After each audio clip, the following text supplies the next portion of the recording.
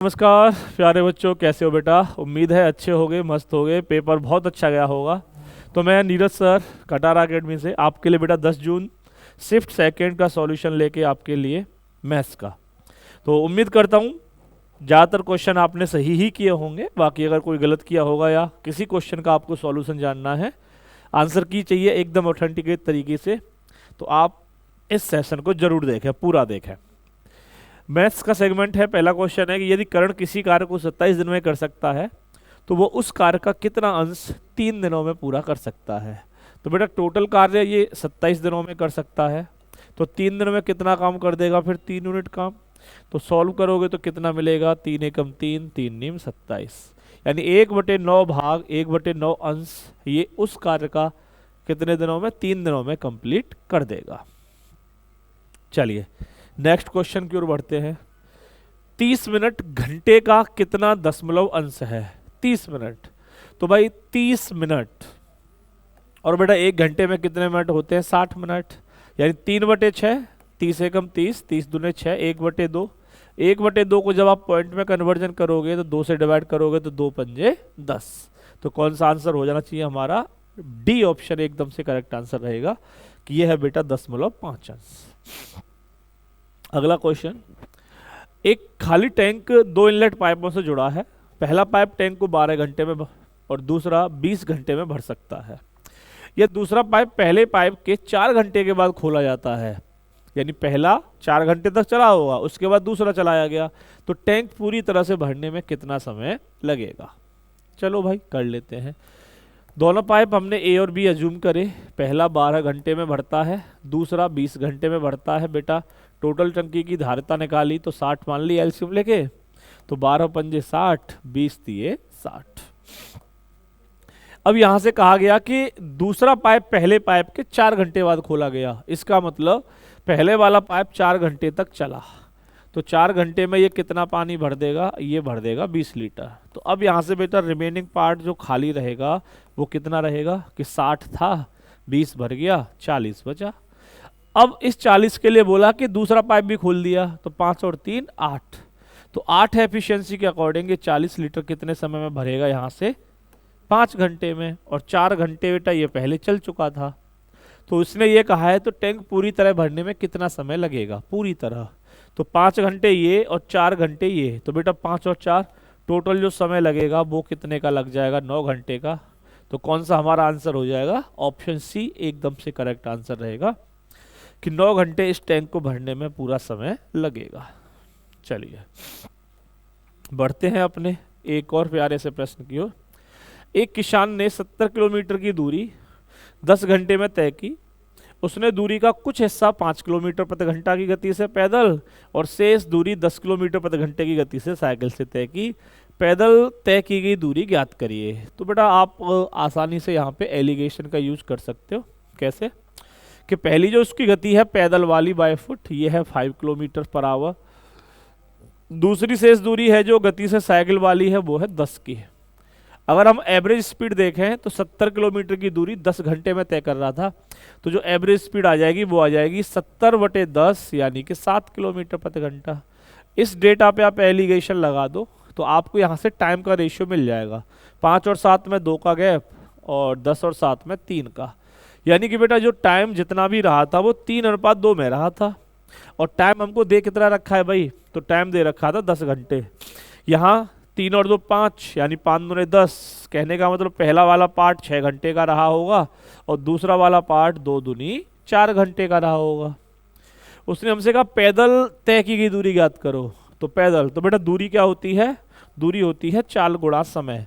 जब पैदल की स्पीड 5 किलोमीटर प्रति घंटा थी और पैदल का समय हमें पता चला 6 घंटे है, तो 5 की स्पीड से 6 घंटे में ये कितनी दूरी तय कर पाएगा, तो इसने दूरी तय की होगी। सी ऑप्शन हमारा करेक्ट हो जाएगा, 30 किलोमीटर।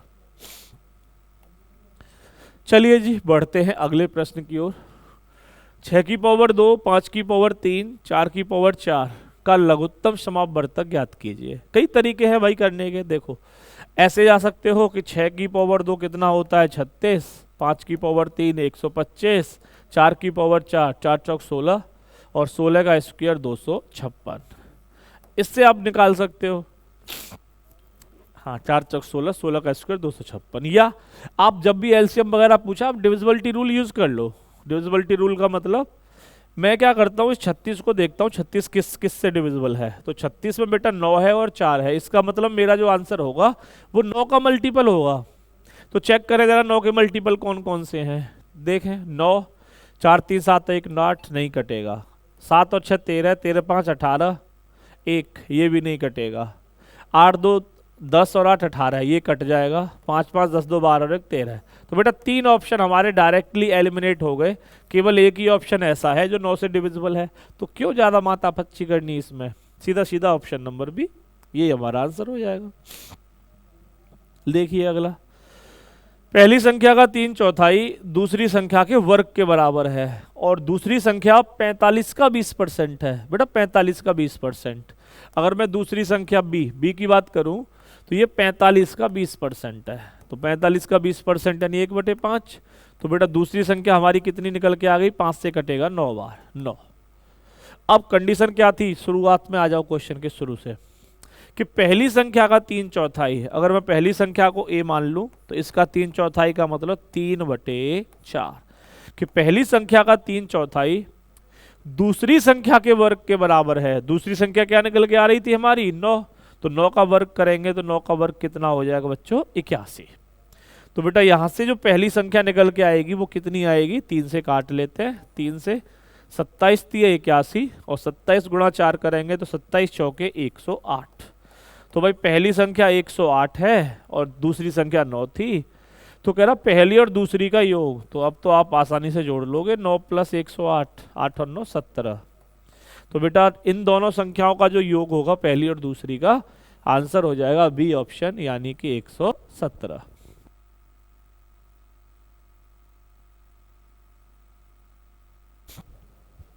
चलो अगले प्रश्न को देखते हैं। प्रश्न कह रहा है दो संख्याओं का अनुपात 5:8 है। लीजिए साहब 5:8 में है, प्रत्येक में 4 जोड़ा जाए तो अनुपात 2:3 हो जाता है, 2:3 हो जाता है। तो बेटा यहां से कैसे करते हैं, आप ये देखो 5 और 8 में कितने का गैप है, 3 का। तो 3 से तो नीचे मल्टीप्लाई कर दो, 2 और 3 में 1 का, 1 से ऊपर। तो 1 से तो गुणा करो या मत करो, कोई फर्क नहीं पड़ने वाला। तो आप यहाँ पे गुणा लगा दो 3 से, तो 3 दूने 6 और 3 3 9, इसे हटा दो। अब आप पाएंगे कि 5 से बढ़कर के 6 हो रहा है, 8 से बढ़कर के 9 हो रहा है। तो कितने का इंक्रीज हो रहा है भाई, 1 यूनिट का। और हम इंक्रीज कर कितने का रहे थे, 4 का। इसका मतलब 1 यूनिट 4 के बराबर। इसने कहा छोटी संख्या बताओ। तो बेटा छोटी संख्या हमारी कितनी थी, 5। जब 1 यूनिट की वैल्यू 4 तो 5 की वैल्यू फिर कितनी आ जाएगी, 1 पंजे 5, 4 पंजे 20। तो कौन सा ऑप्शन बेटा, सी ऑप्शन करेक्ट होगा इसका, 20। छोटी संख्या हमारी 20 है। दो संख्याओं का अनुपात 1:3 में है। HCF इनका 26 है। यदि एक संख्या 78 है तो दूसरी संख्या बताओ। कोई दिक्कत नहीं भाई, जब हमें अनुपात दिया 1:3 का तो आप 1 और 3 का HCF निकालो, कितना आएगा 1, यानी 1 यूनिट की वैल्यू 1 आ गई। अब हमें क्या बोला इसने, दो संख्याओं का अनुपात 1:3 है और HCF 26 है। तो इस 1 यूनिट की वैल्यू हमें क्वेश्चन के अकॉर्डिंग क्या दे रखी है, वो दे रखी है 26। अब इसने कहा कि अगर एक संख्या यहां पर 78 है तो बेटा 78 कौन सा, 3 वाला होगा, 78। तो कितने गुना हो रहा है ये, सीधा सीधा 26 3 178। कह रहा दूसरी संख्या याद कर दो, दूसरी तो 1 ही है सीधा, तो 1 का मतलब 26। तो हमारी जो दूसरी संख्या है वो कितनी है फिर, वो है 26। ए ऑप्शन करेक्ट हो जाएगा। 5/3 - 6/12 - 39/9 - 32/12। भाई केवल क्या करना है इसमें, अच्छा पहला नंबर हमारा प्लस का है, बाकी के नंबर माइनस के हैं। चलो नोट कर लेते हैं। 5/3 माइनस, इसे काटोगे 6 से कट जाएगा सीधा सीधा, 6 दूने 12 माइनस 3 से काटो, 3 से 13 3 39, 3 3 9, तो 13/3 माइनस, और बेटा इसे काटोगे 4 8 32, 4 3 12, यानी ये कितना मिला हमें 8/3। लो भाई, तो अब तो आपको सब जगह 3 3 मिल गया। लो और आसान करते हैं, जैसे आप इसे सॉल्व करते हो कि एलसीएम लोगे तो 3 आया, तो बेटा यहाँ से क्या बनेगा हमारे पास 5 माइनस, अब यहाँ पे 1 है तो 1 3 3, 3 दूने 6 माइनस कितना आएगा 13 माइनस कितना आएगा 8। तो माइनस माइनस के टर्म्स को ऐड करो, 13 और 6 19, 19 और 8 27, और 27 में से बेटा 5 जाएगा तो माइनस का बचेगा हमारे पास 22 और डिनोमिनेटर क्या हो जाएगा 3। तो आंसर आपको दिखाई दे रहा होगा -22/3, कौन सा, सी ऑप्शन हमारा करेक्ट होने वाला है। ठीक है, समझ गए होगे। और देखते हैं, ये कह रहा दी गई समीकरण में क्वेश्चन मार्क के स्थान पर कौन सी संख्या आनी चाहिए। अच्छा, यहाँ पर भाई इन्होंने इक्वेशन छोड़ दिया, एक सेकंड दें मुझे, मैं इसको देख करके बताता हूँ। चलो बेटा, ये क्वेश्चन टाइपिंग में रह गया है, पता नहीं कैसे, मैं इसे अभी चेक करके आपको बताऊंगा। तो बेटा ये क्वेश्चन ये है हमारा, ये हमें दे रखा है 6515 minus 2560, 6515 minus 2560 plus 2880 equals to question mark into 5। ये है हमारा, और हमसे पूछ रहा है इसमें कि बताइए क्वेश्चन मार्क के स्थान पे क्या आएगा। चलो सॉल्व कर लो। तो यहाँ पे देखो, ये दो नंबर्स हमारे कैसे हैं, दो नंबर बेटा प्लस में है, ये माइनस में है।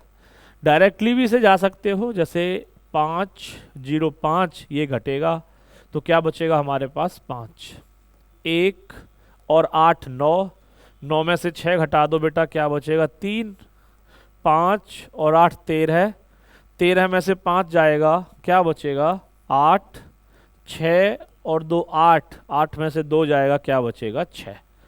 और बेटा यहाँ पे क्वेश्चन मार्क के साथ में 5 का मल्टीप्लाई था तो 5 से यहाँ डिवाइड कर देते हैं, तो ये बनेगा हमारे पास 13 पंजे 65, 13 पंजे 65, 3 33 हो गया, और 5 छिक्के 30, 3 बच गया, 5 सत्ते 35, तो 1367 ऑप्शन ए ये हमारा इस क्वेश्चन का सही आंसर रहेगा। तो यहाँ पे टाइपिंग थोड़ी एरर थी, ये वाला पार्ट हमारा ये ध्यान रखेंगे, इस क्वेश्चन में ये लिखा हुआ था। चलिए बढ़ लेते हैं अगले प्रश्न पे। कर राहुल का 3 परीक्षाओं में औसत अंक 82 है, चौथी परीक्षा में उसने 94 अंक प्राप्त किए, चारों परीक्षा में राहुल का नया औसत बताएं। बेटा पहले औसत 82 था, और जो अब औसत है 82 से वो कितना हो गया 94। तो पहले तो आप ये देखो कि इसने कितने नंबर एक्स्ट्रा लाया इसमें, तो 82 और 12, तो 12 नंबर एक्स्ट्रा है। अब ये जो 12 एक्स्ट्रा है, लेकिन अब परीक्षा कितनी हो गई, परीक्षा हो गई 4, तो ये 12 को चारों जगह बांट दो, चारों जगह बांटोगे तो कितना कितना मिलेगा 3 3। कहने का मतलब पहले एवरेज अगर 82 था तो अब 3 बढ़ जाएगा, तो अब जो इसका नया एवरेज हो जाएगा चारों में 82 और 3 85। तो अब जो चारों परीक्षाओं में एवरेज हम कहेंगे वो कितना है भाई 85 है। चक्रवृद्धि ब्याज पर निवेश की गई राशि 3 वर्षों में 1600 और 4 वर्षों में 2000 हो जाती है, प्रति वर्ष ब्याज की दर क्या है।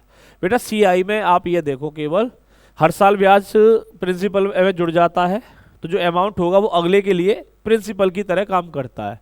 3 साल में 1600, तो मैंने कहा प्रिंसिपल है 1600 रुपये, और 4 साल में 2000, तो 3 साल से 4 साल यानी 1 साल लगा, तो 1 साल में ऐसे समझो कि 1600 रुपये 2000 हो रहे हैं। तो बेटा 1600 2000 हो रहे हैं, तो ब्याज कितना आ रहा है 400 रुपये, तो 400 गुणा 100, और बेटा आ कितने पे रहा ये 400 रुपये का ब्याज 1600 पे।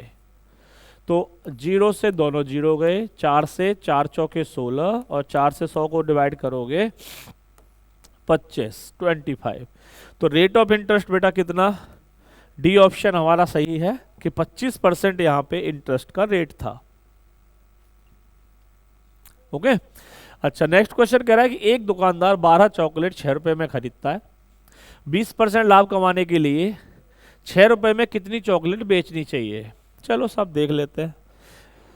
बेटा आप यहाँ पे हमेशा रखें इस तरह के प्रश्न में रुपए अपॉन क्वांटिटी, इस फॉर्मेट में आप रख लें। तो हमसे कह रहा था कि 6 रुपए में 12 इसने खरीदी, और कह रहा 20 का लाभ चाहिए परसेंट में, तो 120/100 इतने में बेचनी है। अच्छा उसने कहा 6 रुपए में कितनी बेचे, तो 6 तो ये कांस्टेंट रख लो, इसकी कोई दिक्कत ही नहीं है। तो 0 से 0 गया, 12 से 12 गया, तो 6 रुपए में कितनी टॉफी बेचनी पड़ेंगी इसे, 6/10, यानी कि 10 टॉफियां इसको बेचनी पड़ेंगी। 20% का प्रॉफिट कमा लेगा ये। आ जाओ, एक रेसिपी में चीनी और मैदा का अनुपात 1:4 है। यदि आपको 2 कप चीनी चाहिए, भाई 1:4 है, तो बेटा जब 1 की वैल्यू 2 दे दी गई, 1 दूने 2, तो 4 की वैल्यू कितनी हो जाएगी, 8। तो 8 कप हमें मैदे की आवश्यकता पड़ेगी। कौन सा आंसर हो जाएगा, ए ऑप्शन हमारा करेक्ट आंसर हो जाएगा। यानी आप देखो इस बार जो प्रश्न दिए लगभग जैसे मान के चलो 30-32 प्रश्न थे अगर हर शिफ्ट में मैथ्स के, तो उसमें से कम 25-27 लगभग ऐसे प्रश्न थे कि आप चाहो तो पेन और कॉपी, यानी पेन उठाना ही नहीं था आपको, सीधा सीधा सर्किल डार्क करना था। हाँ बाकी कुछ 3-4 प्रश्न ऐसे थे, केवल 3-4 प्रश्न जिनमें आपको थोड़ा सा सॉल्यूशन करना पड़ता। बाकी इस बार जो परमुटेशन, कॉम्बिनेशन, प्रोबेबिलिटी ये क्वेश्चन डाल दिए गए, वो बच्चे कांस्टेबल के एग्जाम जो तैयारी करते हैं तो नहीं पढ़ते हैं, तो वो क्वेश्चन थोड़े से अलग कह सकते हो। एक समचतुर्भुज, बेटा समचतुर्भुज का मतलब स्क्वायर समझ लो, रोम्बस समझ लो, जो भी कहे, तो उसकी जो पेरीमीटर होती है वो 4a होती है, और 4a की वैल्यू हमसे कह रहा है पेरीमीटर कि 122.2 है। इसकी हर एक भुजा की लंबाई बताओ, तो भाई a की जो वैल्यू आएगी वो आ जाएगी फिर 122.2/4। तो भाई 4×3=12। अब देखो ये कितना आसान क्वेश्चन है, जैसे मैंने 4×3=12 किया, किसी ऑप्शन में है ही नहीं 3 से शुरू ऑप्शन, एक ही ऑप्शन को छोड़ के, तो हमें सॉल्व भी नहीं करना था। यानी ज्यादातर क्वेश्चन मैंने देखे वो सिर्फ और सिर्फ ऐसे थे कि आपको पूरी कैलकुलेशन करनी भी नहीं है, सीधा सीधा बस टिक लगाना है। सॉल्व करके देखो इतना ही मिलेगा ये। नेक्स्ट देखो, एक परीक्षा में उत्तीर्ण होने के लिए 20% अंक आवश्यक है। कह रहा है एक छात्र जिसने 250 अंक प्राप्त किए, लेकिन ऐसा करने पे 24 से अनुत्तीर्ण हो गया, यानी उत्तीर्ण होने के लिए इसे 174 की आवश्यकता होती। तो बताइए परीक्षा के अधिकतम अंक, तो भाई ये कितने पास थे 20% पे, तो ये 20 की वैल्यू है। मैक्सिमम पूछ रहा है 100, तो 20 पंजे 100 गुणा करिए, 4 पंजे 20, 4 सत्ते 28, 5 चौके 20, 5 सत्ते 35, 35 और 2 37, देखो 70। सी ऑप्शन सीधा सीधा, बाकी 5 आगे करोगे इतना ही मिल जाएगा आपको। क्या कर दिया हमने, सही किया है ना। 5 चौके 20, 5 सत्ते 35 और 2 37। रुको रुको क्या गड़बड़ है, 24 अंकों से अनुत्तीर्ण हुआ, तो 50 और 20 70, 274। अधिकतम पूछ रहा है, अधिकतम अंक, और यहाँ पे अच्छा मैंने शायद यहाँ पे पहले 174 लिख लिया था, गलत लिख लिया था, तो ये 20, तो 20 पंजे 100, तो ये आएगा 5 चौके 20, 5 सत्ते 35 और 2 37, और 5 दूने 10 और 3 13। हाँ आंसर वही है, वो 70 से ही मैच कर रहा था, इस जगह पे शायद 1 लिख लिया था, क्या था 1370। नेक्स्ट देखें, ए और बी मिलकर व्यवसाय करते हैं, ए 4000 और बी 6000, बताओ। तो भाई 2 दूने 4 और 2 3 6, तो 2:3 में इन्होंने इन्वेस्ट किया। वर्ष के अंत में 5000 का लाभ है, तो 2 और 3 5, यानी इसे 2000 मिले होंगे, इसे 3000 मिले होंगे, सीधे सीधे लो ये सॉल्यूशन था इसका। ए का हिस्सा बताओ, तो ए का हिस्सा कितना हो जाएगा, 2000 रुपए। एक आयत का क्षेत्रफल ज्ञात करिए जिसकी लंबाई 17.2 और चौड़ाई 13.4 है। ऐसे क्वेश्चन आप बेटा गुणा करने पे बेस्ड थे, बाकी इसमें भी दम तो है नहीं, बस गुणा है जो भी है। तो एरिया क्या होता है रेक्टेंगल का, L इंटू बी, तो L कितनी बोली गई भाई 17.2 और B कितनी बोली गई 13.4। तो जब बेटा हम इन दोनों का मल्टीप्लाई करेंगे तो हमको मिलेगा 230.48। तो ये मैंने तो गुणा याद है मुझे, ये था इसका आंसर, बाकी आप गुणा करो तो प्रॉपर आपको इतना ही मिलेगा। अब यहाँ पे भी अगर आप चाहो कि मैं गुणा करूँ एक एक छोटे अंक का, तो ऐसे तो नहीं, वो तो आप कर लोगे। नेक्स्ट बढ़ते हैं, एक व्यापारी अपने सामान की कीमत लागत मूल्य से 225% ज्यादा तय करता है, 225% ज्यादा।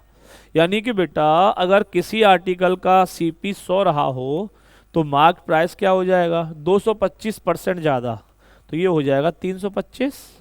अब बात करते हैं सेलिंग प्राइस की।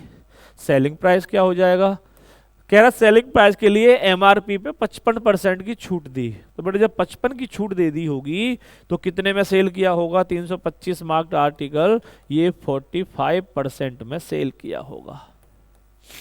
ये काट है, 25 से काट लेते हैं भाई, 25 एकम 25, 7 25 दिए 75, 25 चौके 100, 13 गुणा 45 करिए तो 13 पंजे 95, 13 पंजे 65, 6 13 चौके 52, 52 और 6 58 बटे में 4, 4 से डिवाइड करो, 4 एकम 4, 1 बच गया 18 हो गया, 4 चौके 16, 4 चौके 16 कितना बच गया भाई, 4 चौक 16 2, 2 बच गया 25 हो गया, 4 छिक्के 24, यानी 100 से ऊपर 140, 46 पॉइंट आएगा। तो एक ही ऑप्शन दे रखा है 46 पॉइंट, यानी पूरा जब से सॉल्व करोगे तो ये 25 और आ जाएगा। तो 100 से कितना एबव है ये 46.25, तो यही तो इसका प्रॉफिट है। लीजिए साहब, दो संख्याओं का एलसीएम एचसीएफ का 12 गुना है और एलसीएम और एचसीएफ का योग 1560 है। बेटा एलसीएम प्लस एचसीएफ कितना दे रखा है हमें, 1560, और कंडीशन क्या दे रखी है कि एलसीएम एचसीएफ का 12 गुना है, यानी कि इनका जो रेशियो है वो 12:1 का है। तो बेटा 12 और 1 13, एक यूनिट की वैल्यू अगर निकालेंगे तो 1560 बटे 13, तो एक यूनिट मिलेगी हमें कितनी, 13 एकम 13, 2 13 दूने 26, 120, 120। एक क्या था हमारा एचसीएफ, कहने का मतलब हमारा एक यूनिट की वैल्यू आ गई 120। हमारे पास क्या फॉर्मूला रहता है, फॉर्मूला ये होता है LCM into HCF equal to A into B. दोनों संख्याओं का प्रोडक्ट हमेशा किसके बराबर होता है, एचसीएफ और एलसीएम के बराबर। तो बस इसी कंसेप्ट को आप यहाँ पे अप्लाई कर दो। तो एचसीएफ कितना आ गया भाई, एक यूनिट, यानी कि सीधा सीधा 120, और एलसीएम क्या है इसका 12 गुना, यानी 120 का भी 12 गुना, 120 गुणा 12, डिवाइड कर दीजिए। इनमें से एक नंबर गिवन है आपको कि एक संख्या 120 है, तो 120 से डिवाइड किया, 120 से 120 कट गया। अच्छा 12 12 144, एक जीरो और, तो 144 पे एक जीरो रख देंगे, ऑप्शन ए करेक्ट हो जाएगा 1440। ये थी दूसरी संख्या। मूलधन ज्ञात कीजिए जब साधारण ब्याज 1800 रुपये है, ब्याज की दर 4% प्रतिवर्ष है और समय 8 महीने है। तो बेटा मूलधन पूछ रहा है, यानी कि प्रिंसिपल इनटू रेट, रेट बोला 4%, समय बोला 8 महीने, तो 8 महीने का मतलब वर्ष हो जाएंगे 8/12 अपॉन 100, पीआरटी अपॉन 100। और दे कितना रखा है इसकी वैल्यू, ब्याज जो दे रखा है वो गिवन है 1800। अब इसे सॉल्व करोगे बेटा कितना आएगा, चलिए काटते हैं इसे। तो 4 से ये कट गया हमारा, 4 तिये 12, बाकी 8 से ये कट रहा है सीधा सीधा, कितनी बार, 8 दूनी 16, 2 8 दूनी 16, 4 8 पंजे 40, तो 225 गुणा 3, 200 तिये 600, 25 तिये 75, यानी कि 675 तो ये आया, और 100 और है तो ये वाली 2 जीरो और चिपका दो, तो 67,500 आ जाएगा भाई, 67,500। डी ऑप्शन हमारा क्लियर हो जाएगा। गौतम श्याम से 8 साल छोटा है, यदि श्याम 40 साल का है। भाई ये पूछने का मतलब कभी कभी ये लगता है कि क्या क्वेश्चन पूछ लिया, बताओ किसने गलत किया होगा ये क्वेश्चन, कि श्याम 40 साल का है और गौतम श्याम से 8 साल छोटा है। भाई साहब कितना कठिन क्वेश्चन है ना, तो कितना आ जाएगा भाई, बी ऑप्शन हो जाएगा हमारा 32 साल। एक व्यक्ति 4 दिनों में 505, 612, 256 और 365 खर्च करता है, उसका रोज का औसत खर्च पता लगाएं। तो बेटा एवरेज के लिए सबको जोड़ दो, और कितने हैं, 4 दिन है, 4 से डिवाइड कर दो, तो 5 और 2 7, 7 6 13, 13 और 5 18, 0 1, 1 और 5 6, 6 और 6 12, 12 और 1 13, 1 कैरी, 5 और 6 11, 11 और 2 13, 13 और 3 16 और एक 17, 1738 हो गया इसका सम। 4 है टोटल, 4 से डिवाइड किया, 4 चौके 16, एक बच गया, 13 हो गया, 4 तिये 12, देखो 43। 43 से एक ही ऑप्शन शुरू हो रहा है केवल, यानी जब हम इसे पूरा सॉल्व कर लेंगे तो 434.5 ये हो जाएगा। एक कंपनी का 5 महीनों का मासिक खर्च इस प्रकार है। चलिए सब दे रखा है कि फरवरी, मार्च, अप्रैल, मई और जून किस महीने में खर्च सबसे ज़्यादा है। 85, 92, 78, 105, 110। तो सबसे ज़्यादा तो भाई जून में दिखाई दे रहा है हमें 110। कौन सा आंसर हो जाएगा हमारा? B option 110। कह रहा एक सवाल और कुछ बयान दिए गए हैं, पता करें कि दिए गए बयानों में से कौन से बयान या बयान का सवाल देने के लिए काफ़ी है। तो ये एक जियोमेट्रिक बेटा आपको डायग्राम दे रखा है। कह रहा है सवाल है, आपसे कहा जा रहा है कि x और y के मान ज्ञात करें, यानी कि हमको ये x और ये y ये पता करने हैं। और क्या दे रखा है? p की वैल्यू 125, ये भाई हमें 125 दे दिया गया। q की वैल्यू 85, ये 85 दे दिया गया। चलो सॉल्व करके देखते हैं पहले ही स्टेटमेंट से। बेटा अगर ये हमारा 125 है तो आप देखें इस डायग्राम को, ये जेड वाली आकृति में आपको पता होना चाहिए। जब ये 125 है, पहले तो ये देखो कि सीधी रेखा पर बने कोणों का योग जो होता है वो 180 होता है। जब ये 125 है तो यहाँ पे कितना बचेगा? 180 में से 125 घटा लो तो कितना बच जाएगा? 55। ये वाला एंगल हमें पता चल गया ये 55 है, और ये वाले एंगल मैंने ड्रॉ किए, जेड बनी। तो जेड पे बेटा जो एकांतर कोण बनते हैं हमारे, तो यहाँ पे जब ये हमारा 55 है तो ये किसके बराबर होगा? y के। तो y की वैल्यू कितनी हो जाएगी? 55। तो y तो हमें पता लग गया। इसी तरह अब यहाँ पे देखो, जब बेटा हमें यहाँ पे ये दिखाई दे रहा है कि ये 85 डिग्री है हमारा सीधा सीधा, कितने डिग्री का? 85। देखो यहाँ से ये भी जेड बन रही है आपकी, कोई आगे उसे लेने की जरूरत ही नहीं है, ये सीधा सीधा यहाँ से ये। जब ये 85 है तो बेटा ये भी हमारा 85 रहेगा, और जब ये 85 आ गया सीधी रेखा पे 180 होता है तो यहाँ पे बेटा कितने डिग्री का कोण बचेगा? ये 95 का। कहने का मतलब मैंने x और y दोनों एंगल ये पहले स्टेटमेंट से ही पता कर लिए, दूसरे की तो जरूरत ही नहीं पड़ी। तो आगे हमें बढ़ना ही नहीं है, सीधा सीधा कह देते हैं कि केवल एक पर्याप्त है। तो कौन सा ऑप्शन है? ये सी, यानी ओनली स्टेटमेंट 1 इज सफिशिएंट। तो पहले ही स्टेटमेंट से इस वाले से इसी से हमारे दोनों वैल्यू निकल के आ गई हमारे सामने। तो स्टेटमेंट ओनली 1 रिक्वायर्ड। 5 कर्मचारियों का मासिक वेतन इस प्रकार है, रवि, सुनीता, मोहन, प्रिया, अरुण। वेरी गुड, अच्छी बात है। ये कह रहा है कंपनी 30,000 रुपए से अधिक कमाने वाले कर्मचारियों को 15% वार्षिक बोनस देती है, बोनस। तो कुल कितना वार्षिक बोनस दिया गया? कुल कितना वार्षिक? अच्छा ये जो दे रखा है वेतन ये मासिक है, और यहाँ पे वार्षिक बोनस की बात कर रहा है, वार्षिक की। इसमें बच्चे फंस गए और गलत कराए, बहुत सारे बच्चों ने गलत टिक लगा दिया था। देखो इसने कहा 30,000 से अधिक कमाने वाले पर, तो 30,000 से अधिक, एक तो ये है 35,000, एक 42,000 और 31,000। तो कितना आ गया? 5, 2, 7 और 1, 8। 5, 2, 7 और 1, 8। 4 और 3, 7, 7 और 3, 10। 4 और 3, 7, 7 और 3, 10। यानी कि बेटा ये हमारा बना टोटल 108 और 000।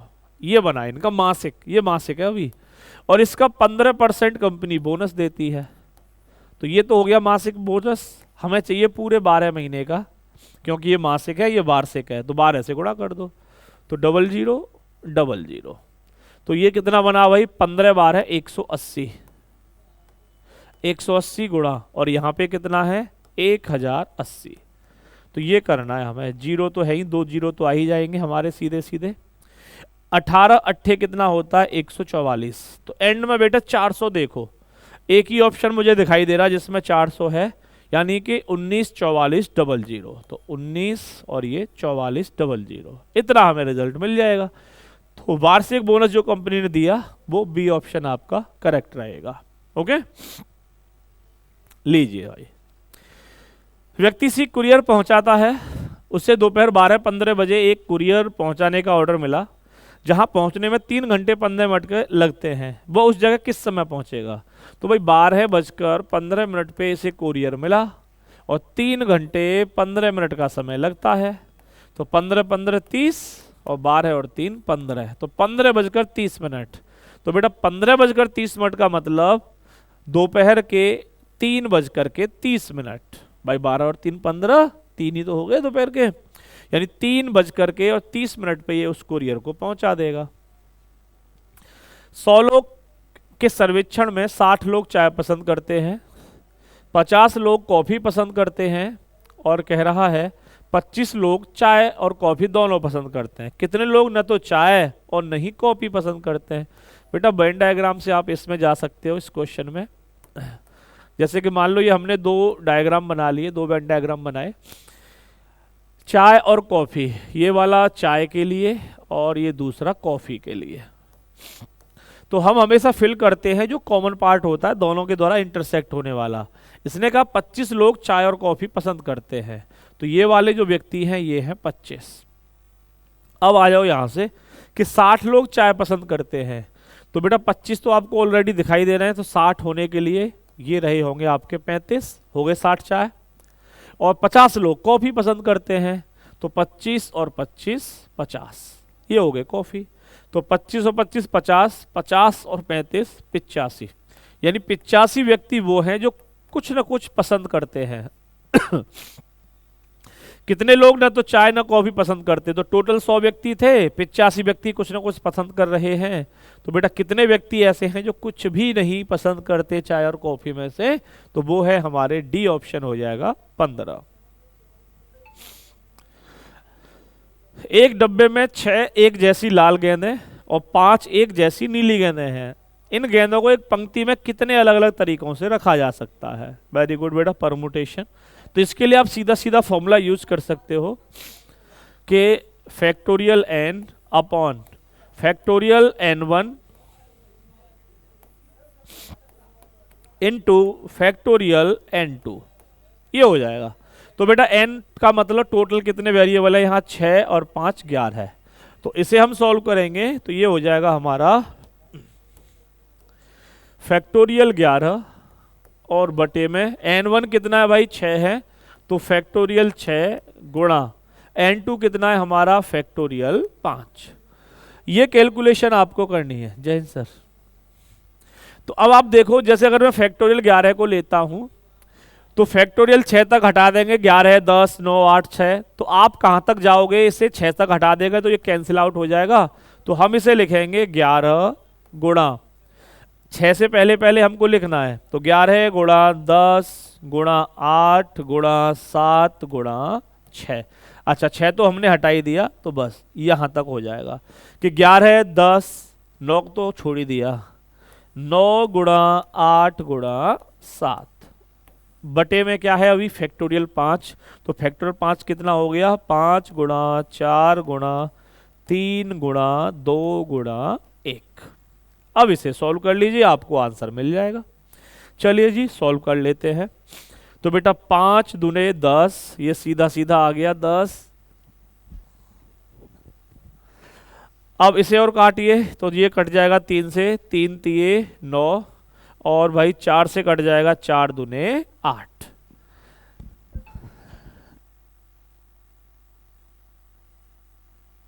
चलो बेटा गुणा करेंगे तो कितना मिलेगा? 11 तिये 33 और 33 दूने 66, 66 गुणा 7, तो ये मिलेगा 7 छिंग 42, 7 छिंग 42, 42 और 4 बेटा कितना? 46, 462।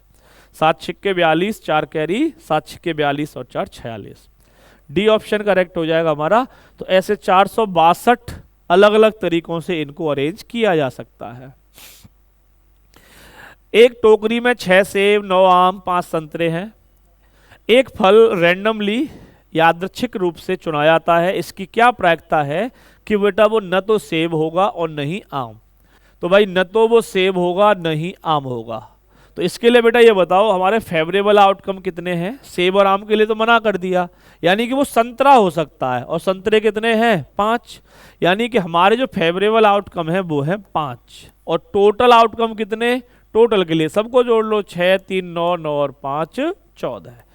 तो आंसर हो जाएगा हमारा भाई 5/14, यानी वो सेब और आम ना हो तो इसका मतलब संतरे होंगे। तो आंसर रहेगा बी ऑप्शन कि 5/14 इसकी प्रोबेबिलिटी है। लीजिए साहब, बस बेटा एक क्वेश्चन और इसके बाद में ये कह रहा है, दी गई तालिका में पिछले 6 वर्षों में कंपनी 1 2 3 4 5 द्वारा बेची गई पेंसिलों की बिक्री को दर्शाया गया है। अब क्वेश्चन कह रहा है निम्नलिखित में से किस कंपनी की पेंसिल की बिक्री में 2019 से 24 तक सबसे अधिक निरंतर वृद्धि हुई है बिना किसी कमी के, यानी लगातार वृद्धि हो रही है। तो बेटा चेक करते हैं हर एक ऑप्शन को। कह रहा है पहला ओनली वन, तो ओनली वन ये है 120 110, ये तो पहली बार में डिक्रीज होने लगा, तो ये तो गलत हो गया। अगला ऑप्शन चेक करो भाई, अगला ऑप्शन कह रहा है 2 और 3, चेक करते हैं 2 और 3 को। तो 100 140 150 170 190 200, बिल्कुल भाई 2 में इंक्रीज हो रहे हैं। अभी इसके साथ में 3 और है, इसे भी देखें तो 90 110 130 140 160 190 इंक्रीज हो रहा है। तो बस यही ऑप्शन हमें मिल गया, बाकी चेक करने की जरूरत भी नहीं है।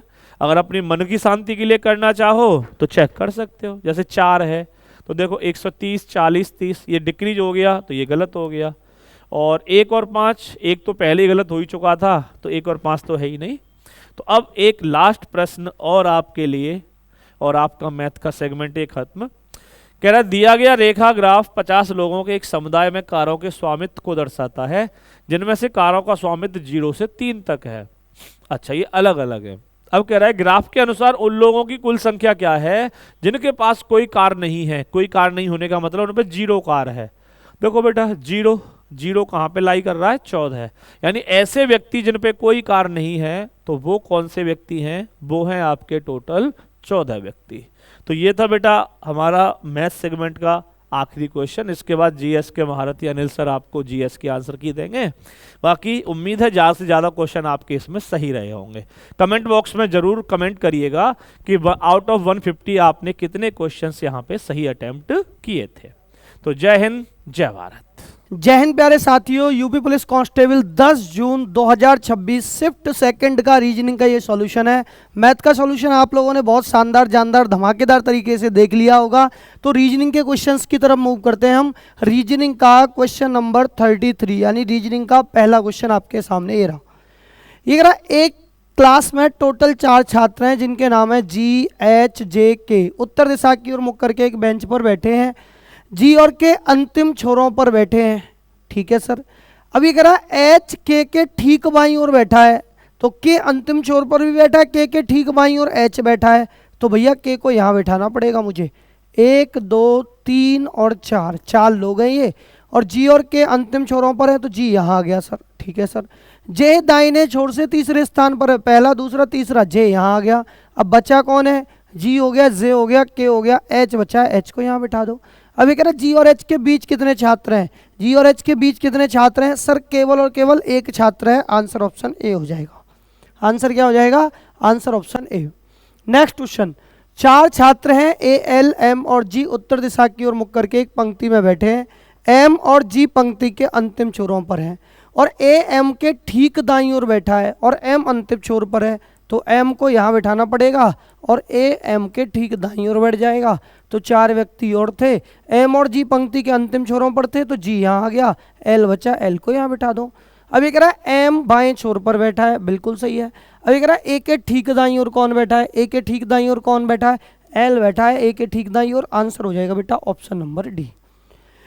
सभी संख्याओं को आरोही क्रम में व्यवस्थित करना है। आरोही क्रम बोले तो बढ़ते हुए क्रम में, तो बढ़ते हुए क्रम में व्यवस्थित कर दो। पहले नंबर पे तो ये आ जाएगा, दूसरे नंबर पे कौन, या ऐसे लिख लो आप, पहले 140 हो गया, फिर 264 हो गया, फिर 264 के बाद 140 264, फिर सर 589 हो गया, फिर सर 731 हो गया, और फिर सर 902 हो गया, ठीक है सर। दूसरी संख्या, नई व्यवस्था में दूसरी संख्या का अंतिम अंक, दूसरी संख्या ये, तो दूसरी संख्या का अंतिम अंक 4, ठीक है। अच्छा योग कह रहा है, गुणा नहीं, तो योग करना है। और दूसरी संख्या के अंतिम अंक और चौथी संख्या का पहला अंक, चौथी संख्या पहली दूसरी तीसरी चौथी, चौथी संख्या का पहला अंक क्या है 7, 4 और 7 मिलके कितने हो जाएंगे 11। आंसर हो जाएगा ऑप्शन नंबर बी। नेक्स्ट पर आ जाओ। राजू का शीर्ष से 10वां स्थान है और रवि का नीचे से 32वां स्थान है। यदि रवि राजू से 3 स्थान ऊपर है तो क्लास में कुल कितने छात्र हैं? बहुत शानदार और बहुत इंपॉर्टेंट क्वेश्चन है। तो पहले ये देखो, राजू का शीर्ष से कौन सा स्थान है? 10वां, ठीक है। और रवि राजू से 3 स्थान ऊपर है। रवि जो है ना, राजू से 3 स्थान ऊपर है। तो बहुत ध्यान से सुनो, राजू टॉप से कौन से नंबर पर था? 10 पर। राजू का जो स्थान है टॉप से 10 पर है। और ये कह रहा रवि का नीचे से 32वां स्थान है। कौन सा स्थान है? 32वां। और रवि राजू से 3 स्थान ऊपर है। तो राजू से 3 स्थान अगर ऊपर है तो 32 से 3 कम कर दो, 32 माइनस के 3 कितने बचे? 29। ये 29 पर था राजू बॉटम से। बॉटम से राजू कौन से नंबर पर था? 29।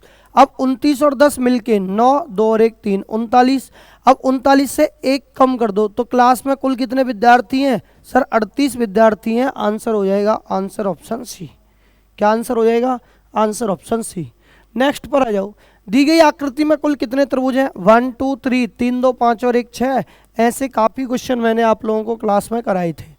विकास का एक महिला की ओर इशारा करते हुए कहा है कि उसकी शादी, विकास ने एक महिला की ओर इशारा करके कहा है कि उसकी शादी, महिला की जो शादी है वो मेरे पिता के, मैंने कहा विकास तो ये रहा, ठीक है भैया।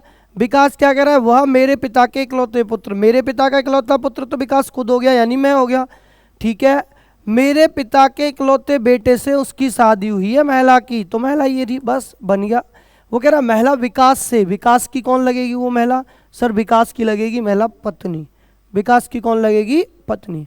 अब ये कह रहा है कि कौन सी 2 संख्याओं के जोड़ों को आपस में बदल दिया जाए कि ये इक्वेशन संतुलित हो जाए, यानी सही हो जाए, परफेक्ट हो जाए।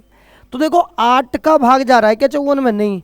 तो 8 को रिप्लेस करो, तो 8 को रिप्लेस हो रहा होगा। 8 26 से 26 का भी नहीं आ रहा, ये हटा दो। 6 और 9, अगर मैं 9 और 6 तो भी कोई फर्क नहीं है। 8 और 9, 8 और 9, 9 यहाँ 9 से कट पाएगा, या तो ये हो सकता है या फिर ये भी हो सकता है 6 और 8, क्योंकि 6 से भी कट रहा है, ठीक है। तो किसी एक को रख लो पहले। सर आप रखते इसे किसको? 6 और 8 को। तो आपने यहाँ ऐसे ही रखा ना 6, 6 से कितनी बार जाएगा? 9 बार। 6 9 54, और 9 गुणा 6 मिलके कितने हो गए? 9 गुणा 6 54, कैरी कितना? 5। 9 2 18, 18 और 5 मिलके कितने हो गए सर? 18 और 5 मिलके हो गए 23, 234। अब प्लस का 9 माइनस का 6, तो बचा कितना सर? माइनस 6 कम कर दिए तो प्लस के 3। अब 234 प्लस 9, लेकिन 9 और 6, 6 यहाँ 8 आएगा तो सही है, यहाँ 8 आ जाएगा क्योंकि 6 और 8 रिप्लेस किए ना, तो यहाँ तो 6 आ गया, यहाँ 8 आ गया। तो 9 में से 8 गया तो 1 बचा, 9 में से 8 गया तो 1, तो 234 और 1 मिलके 235। तो 6 और 8 से बन पा रहा है, आंसर ऑप्शन डी हो जाएगा बेटा। नेक्स्ट पर आ जाओ।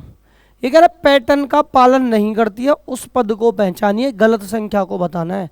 2 से ये 3 गुणा 3 2 3 6, 6 से ये गुणा 5, अब 3 5 तो आगे 7 की गुणा होनी चाहिए थी, 3 गुणा 7 210, लेकिन यहाँ 215 आ रहा है, तो ये डिफरेंट है। इसका जो परफेक्ट आंसर है वो हो जाएगा सर आंसर ऑप्शन सी 215। ये कह रहा कौन सा वाक्य, अब देखो हिंदी का क्वेश्चन है लेकिन आ गया रीजनिंग में तो कर लो। कौन सा वाक्य उपमा का उदाहरण है? की तरह, उपमा ये है वह शेर की तरह लड़ता है, तो आंसर क्या हो जाएगा? आंसर हो जाएगा ऑप्शन डी। ये कह रहा है दी गई छवि को 225 डिग्री दक्षिणावर्त घुमाया जाए, तो 180 घुमाएंगे तो सर कहाँ जाएगा? सर ये विपरीत हो जाएगी, ये विपरीत पिक्चर हो जाएगी, 180 घुमा देंगे तो, है ना, ऐसे आ जाएगा 180। अब 180 घुमाने के साथ साथ विपरीत तो हो गया ये। अब ये कह रहा है और 45 डिग्री और क्लॉकवाइज घुमा दो।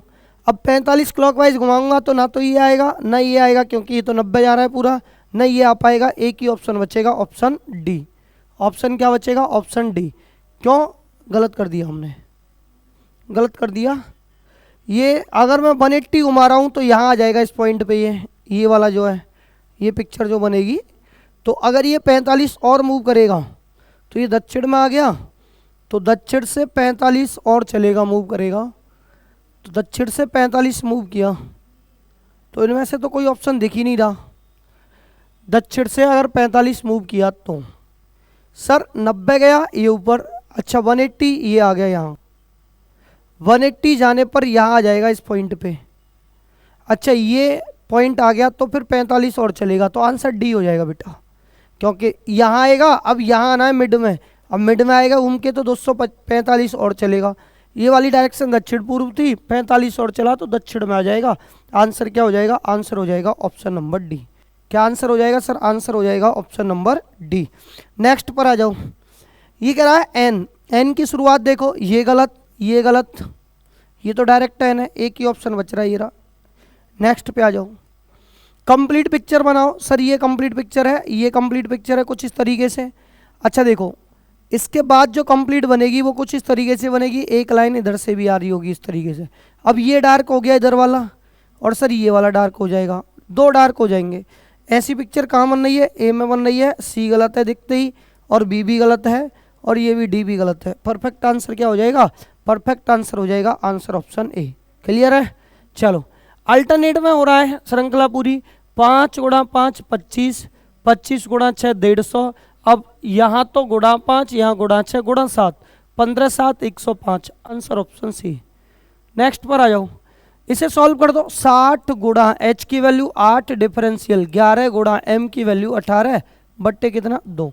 ये कितना हो गया सर? 480 डिफरेंशियल 11 8 88, कैरी कितना 8, 11 एकन 11, 11 और 8 मिलके 19। अब काट पीट कर लो बहुत ध्यानपूर्वक। 10 में से 8 गए तो कितने बचे सर? 2 बचे। 17 से 9 गए तो कितने बचे सर? 8 बचे। इधर कितना रह गया सर? 3 में से 1 गया तो सर 2 बचा। 282 को 2 से एक बार, 2 से 4 बार, 2 से एक बार, 141 डिग्री आ जाएगा। आंसर हो जाएगा आंसर ऑप्शन बी। नेक्स्ट पर आ जाओ। ये कह रहा है NNIEROMVNTE के पुनर्व्यवस्थित करके एक सार्थक अंग्रेजी शब्द बन सकता है। तो इसका जो सार्थक अंग्रेजी ये वाला बनेगा आंसर ऑप्शन डी, ENVIRONMENT। समझ पा रहे हो? तो इधर एस था ही नहीं, उधर एस लग रहा है लास्ट में बी वाले में, तो गड़बड़ हो जाएगा। इसका जो परफेक्ट आंसर है वो क्या बनेगा सर? परफेक्ट आंसर बनेगा आंसर ऑप्शन डी। नेक्स्ट पर आ जाओ। जेड कितने पर है? 26 पर, तो एक्स आएगा, और एक्स 24 पर, ये 22 पर, ये 20 पर। एक्स वाला एक ही ऑप्शन है मेरे भाई, सर आंसर हो जाएगा आंसर ऑप्शन डी। ये कह रहा है लैंग्वेज शब्द के अक्षरों का उपयोग करके बिना किसी अक्षर को दोहराए कौन सा बनाया जा सकता है? ये बनना है भाई, ये रहा AGE। तो परफेक्ट आंसर क्या हो गया सर? परफेक्ट आंसर हो जाएगा आंसर ऑप्शन सी। अभी कह रहा बताओ डी के सापेक्ष ए किस दिशा में है? जे @ के का अर्थ है जे के दक्षिण में स्थित है। के दक्षिण में जे था, तो ए डॉलर का अर्थ क्या था? डॉलर का अर्थ है ए के उत्तर में बी है, तो ए के उत्तर में कौन पहुंच गया सर? बी पहुंच गया। डी के सापेक्ष ए की स्थिति बतानी थी। स्टार का अर्थ क्या था? पश्चिम में। अच्छा बी के पश्चिम में कौन है? सी, तो सी यहाँ आ गया। अच्छा @ का अर्थ क्या है? दक्षिण में है। कौन दक्षिण में? सी के दक्षिण में कौन है? डी। सी के दक्षिण में डी बन गया। अब एक बताओ सभी बिंदुओं को अगर निर्देशों को समान दूरी पर रख दें तो ये क्या कह रहा है? डी के सापेक्ष ए किस दिशा में है? डी के सापेक्ष ए की दिशा ज्ञात कीजिए। सर पूरब में आ जाएगा, पूरब में, और आंसर हो जाएगा ऑप्शन नंबर डी। आंसर क्या हो जाएगा सर? आंसर हो जाएगा ऑप्शन नंबर डी। नेक्स्ट पर आ जाए। नेक्स्ट क्वेश्चन आपके सामने ही रहा। राम अपने घर से चलना शुरू करता है। Sir NESW। राम अपने घर से चलना शुरू करता है, 8 किलोमीटर उत्तर में चलता है, 8 चला दिया उत्तर में। फिर वह बाईं ओर मुड़ा, 6 चला। उसके बाद वह फिर से बाईं ओर मुड़ा, 8 चला। अंत में दाईं ओर मुड़ा और 4 चला। यहाँ 4 चला गया। राम उसके घर के बीच की सबसे कम दूरी, बेटा देखो नॉर्थ से साउथ कट गया, ये 0, 6 और 4 10 किलोमीटर बचा। लेकिन बचा कैसा है सर? ईस्ट का ज़्यादा है या वेस्ट का? वेस्ट का। सर 10 किलोमीटर पश्चिम बचा है। आंसर हो जाएगा ऑप्शन ए। आंसर क्या हो जाएगा सर? आंसर हो जाएगा ऑप्शन ए, 10 किलोमीटर पश्चिम की ओर। नेक्स्ट पर आ जाओ। RECOGNITION केवल एक बार प्रयोग करके कौन सा अक्षर बनाया जा सकता है? EMO, तो M तो नहीं है, हटा दो। यहाँ B नहीं है, हटा दो। यहाँ GIC, MA, M नहीं है, ये भी हटा दो। ये बन पा रहा होगा REGION, REGION, ये वाला डी वाला। आंसर हो जाएगा ऑप्शन डी। नेक्स्ट क्वेश्चन पे आ जाओ। अगर राम और श्याम एक बिंदु ए से चलना शुरू करते हैं, राम पूर्व दिशा की ओर 5 मीटर चलता है, तो राम ने पूर्व में चला और राम पूर्व में कितना चला 5, तो राम पूर्व में 5 चला दिया। और श्याम उत्तर की ओर 12 चला है, एक ही पॉइंट से राम यहाँ से पूर्व में चला गया 5 और श्याम उत्तर में चला गया 12, तो 5 12 13। अब यही पूछ रहा है राम और श्याम के बीच की न्यूनतम दूरी कितनी हो जाएगी 13। सभी का ट्रक कारें हैं, तो ट्रक और कार का रिलेशन नेगेटिव बनता, पहला गलत है। कुछ बाइक कारें हैं, बाइक कारें पहले वाले से बनता कुछ बाइक कारें हैं, और केवल दूसरा सही है, आंसर ऑप्शन ए हो जाएगा। ये कह रहा रिकमेंडेशन अक्षरों का प्रयोग करके नहीं बनाया जा सकता है, ऐसा कौन सा है, तो बनाओ।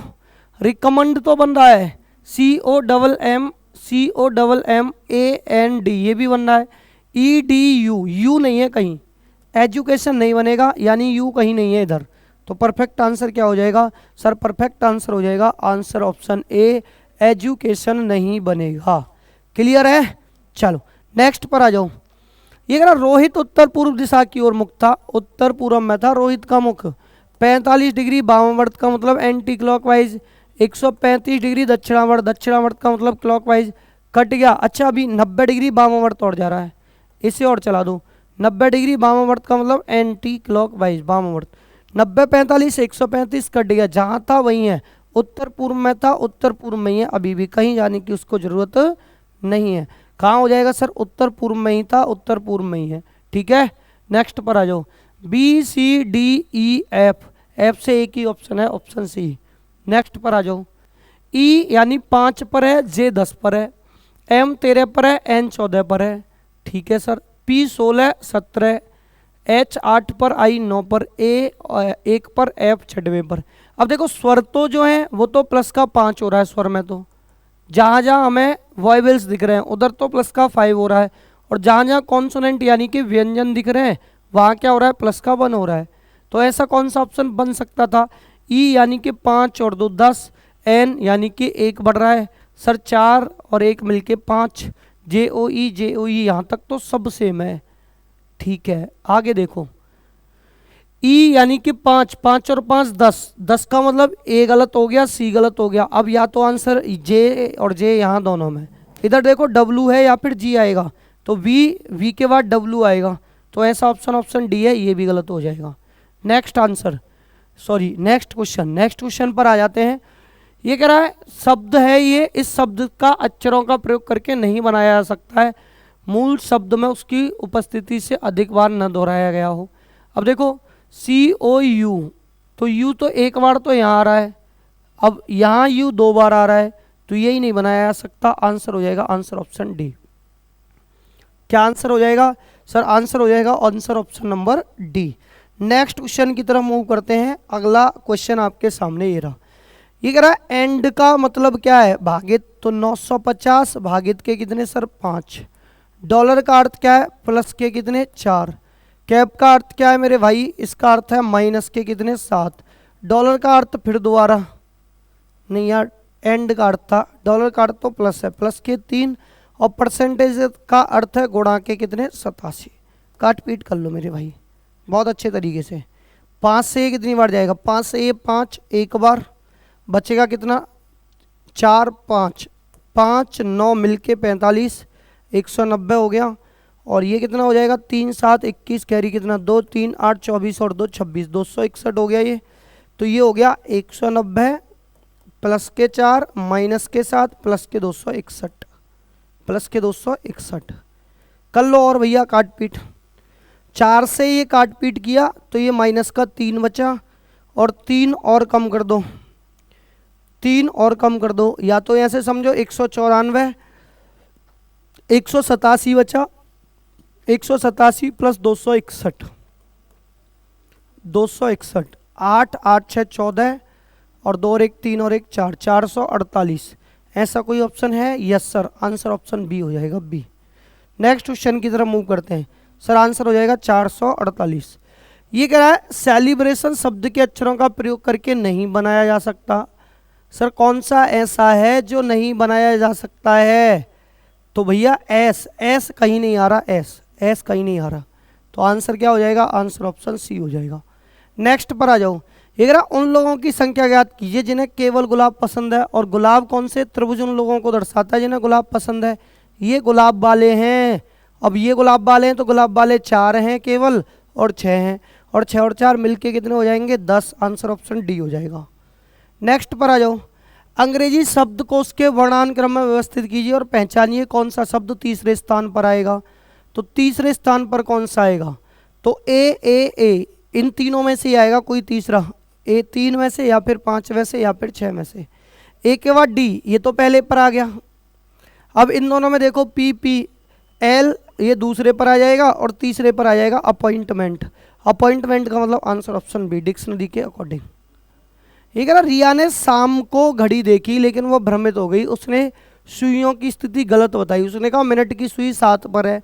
अब देखो अगर सुइयों की स्थिति गलत बताई है तो इसका मतलब मिनट की सुई 7 पे बताई थी, तो घंटे की सुई 7 पर है, घंटे की सुई 7 पर है, ठीक है, इसके अकॉर्डिंग। और घंटे की सुई 12 पर थी, इसका मतलब मिनट की सुई 12 पर है, ये वाली बताई होगी इसने, ठीक है। गलत बता दी थी लेकिन वास्तविकता ये थी। तो ये कह रहा है उसी समय वास्तविक समय क्या होगा, सही समय क्या था, 7 बजे थे। अब लेकिन सुबह के भी 7 हैं, शाम के भी। तो रिया ने शाम को घड़ी देखी थी, और जब शाम को घड़ी देखी थी तो घड़ी जो है शाम को देखने का मतलब है शाम के 7 बजे होंगे। कितने बजे होंगे, शाम के 7। क्लियर है। नेक्स्ट क्वेश्चन की तरफ मूव कर लो बेटा। नेक्स्ट क्वेश्चन आपके सामने ये रहा। ये कह रहा है शब्दों के अक्षरों का कुल मान याद करो। तो जोड़ लेना, जैसे P 16 पर है तो 16 में C 3 का डबल हो रहा है 6, तो डबल हो रहा है 16 का मतलब कितना हो जाएगा 32 हो जाएगा 32। इन सबको जब आप जोड़ोगे तो बेटा आंसर कितना आ जाएगा 424 आ जाएगा। जैसे यहाँ 32, यहाँ 16, यहाँ 30, यहाँ 40, इस तरीके से जोड़ना है, ठीक है। इतना कर लेना आप लोग बहुत ध्यानपूर्वक। तो ये कह रहा है एक विशिष्ट कोडिंग प्रणाली में शब्द के प्रत्येक स्वर को अंग्रेजी वर्णमाला के अगले अक्षर से, तो स्वर जहाँ जहाँ हैं उन्हें मोड़ दो। आई का जे हो जाएगा, ओ का क्या हो जाएगा पी हो जाएगा, ओ का पी हो जाएगा, ए का बी हो जाएगा, आई का जे हो जाएगा, तो जे पी। अच्छा, और वर्णमाला में व्यंजन को पिछले अक्षर से, एन था तो एम, एफ था तो ई, तो जे एम ई पी, यहाँ तक तो सब जगह सेम है। अच्छा, आर से पहले एस तो एस, एम से पहले L, S L, J M E P S L. अच्छा, बी के बाद क्या आएगा, बी के बाद आएगा टी से पहले एस, बी के बाद एस आएगा, तो बी के बाद एस है तो सी गलत और बी गलत। बी के बाद एस है, एस के बाद जे आएगा, जे, आई से एक लेटर बढ़ गया, जे, जे, ठीक है ना। जे कौन से ऑप्शन में, जे, जे के बाद ओ यानी डी,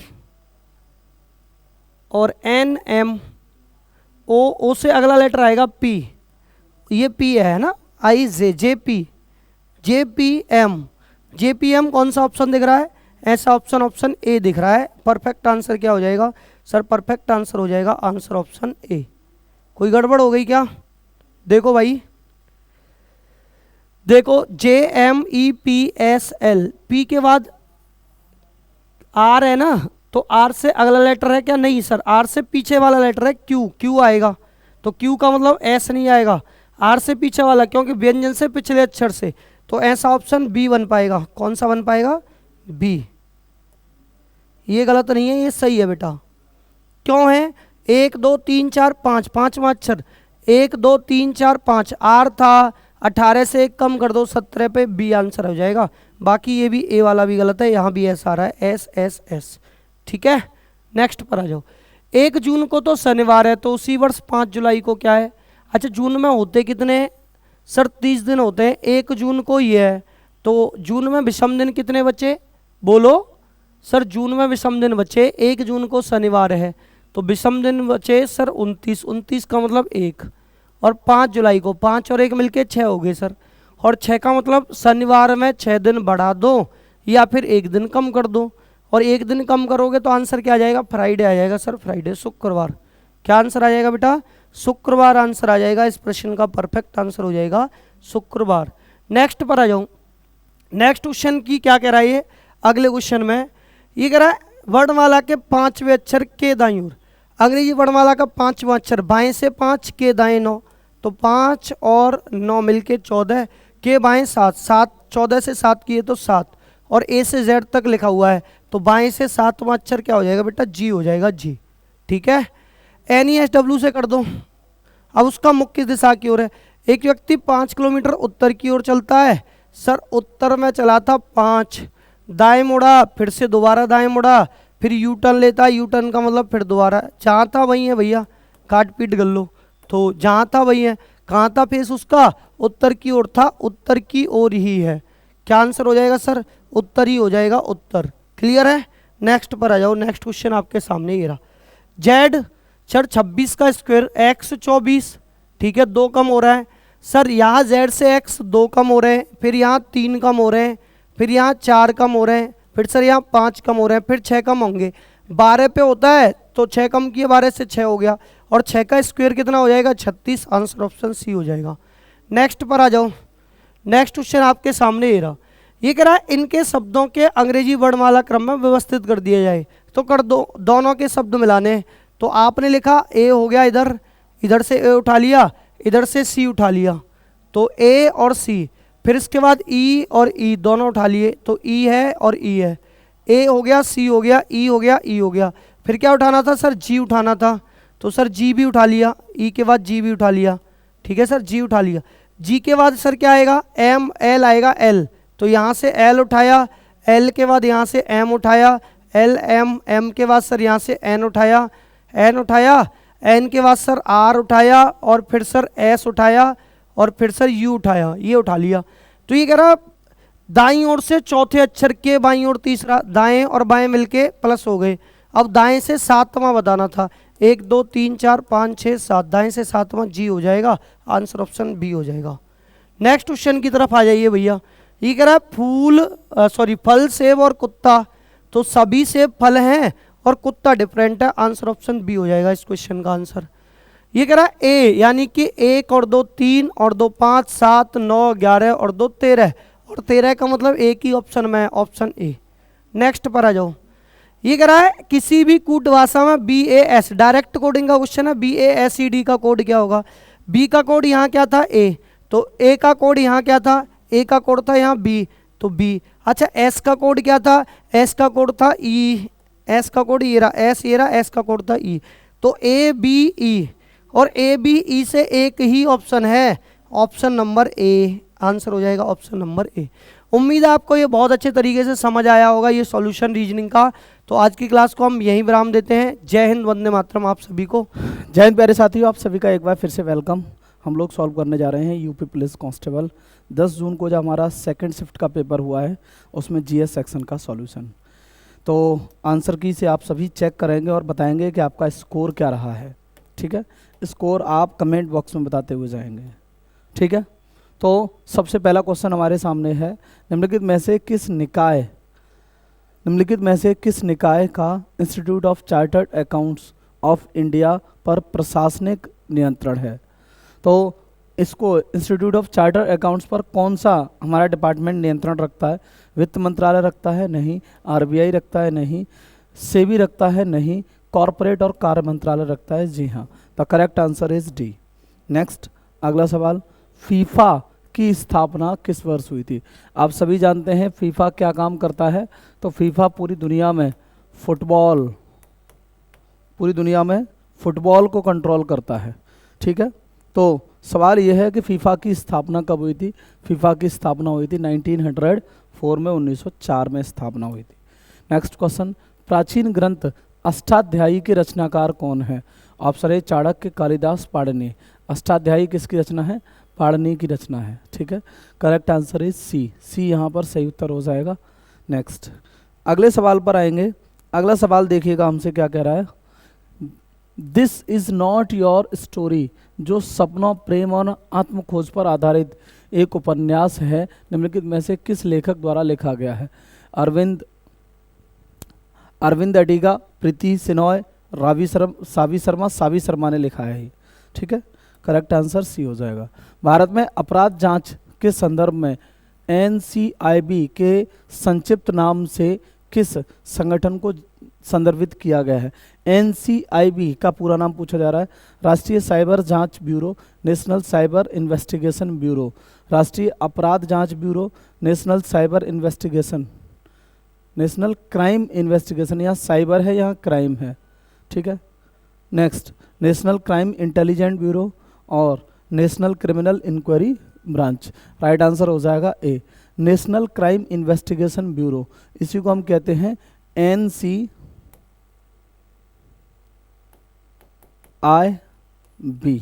NCIB, ठीक है।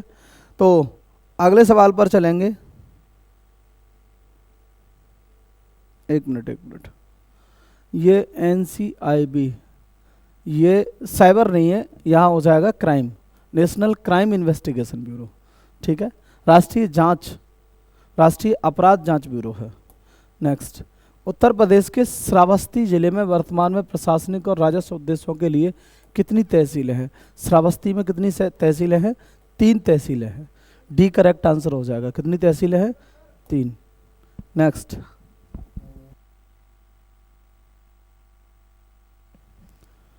भारत का विकसित भारत दृष्टिकोण किस वर्ष तक भारत को एक विकसित राष्ट्र बनाने का लक्ष्य रखा है? हमारे सरकार ने किस वर्ष तक भारत को एक विकसित राष्ट्र बनाने का लक्ष्य रखा है? 2047 तक। नेक्स्ट, RLVTD का उपयोग करके निम्नलिखित में से किस प्रौद्योगिकी का परीक्षण किया जाता है? तो नाभिकीय संलयन, या ये एक मिसटाइप हो गया यहाँ पे, नाभिकीय संलयन, आनुवांशिक संपादन, गहरे समुद्र में खनन, या हाइपरसोनिक उड़ान। हाइपरसोनिक उड़ान क्या होती है? तो 5 मैक से ज़्यादा की जो गति होती है उसे हम हाइपरसोनिक कहते हैं। 5 मैक से ज़्यादा की गति को क्या कहते हैं? हाइपरसोनिक। और इसका ये परीक्षण है। डी यहाँ करेक्ट आंसर है। सिंधु नदी कहाँ विसर्जित होती है? सिंधु नदी हिंद महासागर में गिरती है? नहीं। बंगाल की खाड़ी में? नहीं। कहाँ गिरती है? अरब सागर में। अच्छा, सिंधु नदी अगर पूछा जाए कि निकलती कहाँ से है, तो ये निकलती है तिब्बत से, और गिरती कहाँ पर है? अरब सागर में गिरती है ये नदी। कहाँ गिरती है? अरब सागर में। नेक्स्ट, अगले क्वेश्चन पर आएंगे। अगला क्वेश्चन देखिएगा क्या कह रहा है। ब्लू नाइल किस झील से निकलती है? देखिए, एक झील है जिसका नाम है विक्टोरिया झील, और एक झील है जिसका नाम है ताना झील। विक्टोरिया झील से निकलती है यहाँ पर वाइट नील नदी, वाइट नाइल, और ताना झील से निकलती है ब्लू नाइल। तो यहाँ करेक्ट आंसर हो जाएगा ताना झील। कहाँ पर है ये? अफ्रीका में। दुनिया की सबसे लंबी नदी है। करेक्ट आंसर क्या हो जाएगा? B is the correct answer here, ठीक है। जो पेपर आया है ना आपका, वो थोड़ा संतुलित पेपर आया है। कुछ क्वेश्चन ऐसे हैं जिन्हें हम टफ की कैटेगरी में रखेंगे, ज़्यादा नहीं, बस 15 से 20% सवाल थोड़े से टफ हैं। बाकी तो पेपर आपका इजी टू मॉडरेट लेवल का आया है, अच्छे सवाल आए हैं, ठीक है। तो कोई बहुत ज़्यादा टफ काम नहीं है, आप ये नहीं कह सकते कि पेपर बहुत ज़्यादा टफ है हमारा। अगले क्वेश्चन पर चलते हैं। भारत सरकार ने जनगणना 2027 के लिए राष्ट्रीय ब्रांड एम्बेसडर के रूप में किसे नियुक्त किया है? सुदर्शन पटनायक को ब्रांड एम्बेसडर बनाया गया है। अगला सवाल, निम्नलिखित में से कौन सा आयनिक यौगिक का उदाहरण है? आयनिक यौगिक NaCl होता है इनमें से। NaCl हमारा जो नमक होता है ना, इसे एक आयनिक यौगिक माना जाता है। सदाबहार क्रांति की अवधारणा किसने दी थी? जिसने हरित क्रांति की अवधारणा दी, उन्होंने ही सदाबहार क्रांति की अवधारणा दी। करेक्ट आंसर है MS स्वामीनाथन। थायराइड ग्रंथि कहाँ स्थित होती है? थायराइड ग्रंथि हमारा ये जो गला है ना, यहाँ गले में आगे की साइड यहाँ उपस्थित होती है। ये H आकार की ग्रंथि होती है, कुछ इस टाइप से H आकार की। तो कहाँ पर उपस्थित होती है? मस्तिष्क के पिछले भाग में नहीं, छाती में नहीं, गर्दन के अग्रभाग में। C is the correct answer. और जहाँ उपस्थित होती है ये H आकार की थायराइड ग्रंथि, उस जगह को क्या बोलते हैं? ट्रैकिया बोलते हैं। ट्रैकिया से चिपकी रहती है। C is the correct answer. संगीत नाटक अकादमी का उद्घाटन किस वर्ष हुआ था?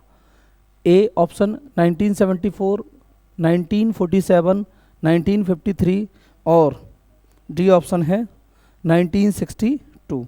करेक्ट आंसर यहाँ हो जाएगा 1953 में संगीत नाटक अकादमी का उद्घाटन किया गया था। नेक्स्ट, अखिल भारतीय ग्रामोद्योग संघ की स्थापना किसके द्वारा की गई थी? ये महात्मा गांधी जी के द्वारा की गई थी।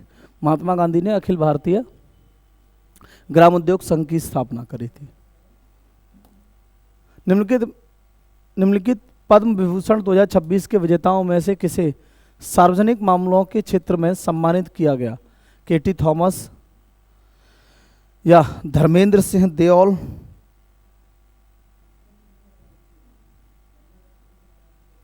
पी नारायणन या एन राजम? और पूछा क्या जा रहा है? पूछा जा रहा है कि इनमें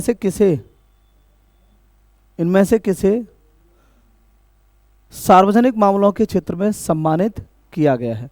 सार्वजनिक मामलों का क्या मतलब होता है? सार्वजनिक मामलों का मतलब होता है जो पब्लिक अफेयर्स होते हैं। क्या होते हैं? Public affairs. तो पब्लिक अफेयर्स के मामलों में किसे सम्मानित किया गया है, ये हमसे सवाल पूछा जा रहा है। और यहाँ पर किसे सम्मानित किया गया है? केटी थॉमस को।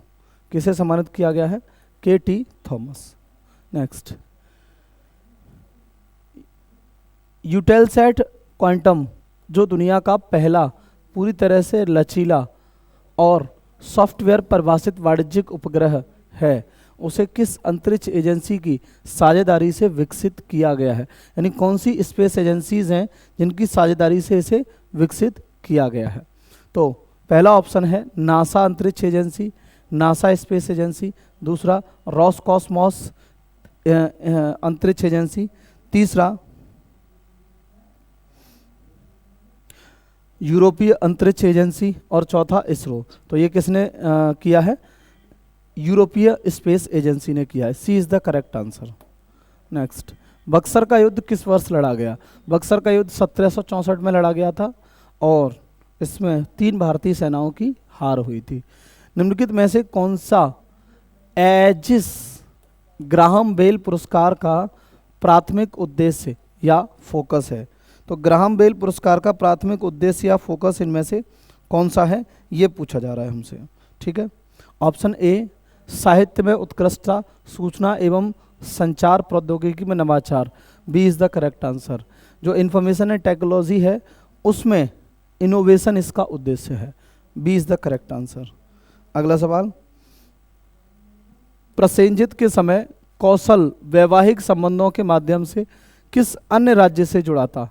प्रसेनजित जिस समय राजा है उस समय कौशल राज्य जो है वो किस अन्य राज्य से जुड़ा था? तो उस समय मगध का जो राजा हुआ करता था वो हुआ करता था बिंबिसार। और बिंबिसार ने क्या किया था? कौशल जो राजा है, कौशल जो राज्य था उसका राजा प्रसेनजित, उसकी बहन हुआ करती थी महाकौशला। तो महाकौशला से विवाह किया था किसने? बिंबिसार ने। तो कौशल और मगध आपस में जुड़े थे। डी यहाँ करेक्ट आंसर हो जाएगा। भारतीय संविधान का कौन सा अनुच्छेद संसद को कानून द्वारा नागरिकता के अधिकार को विनियमित करने का अधिकार देता है? तो नागरिकता में परिवर्तन कौन से आर्टिकल? अनुच्छेद 11 के तहत कर सकती है संसद।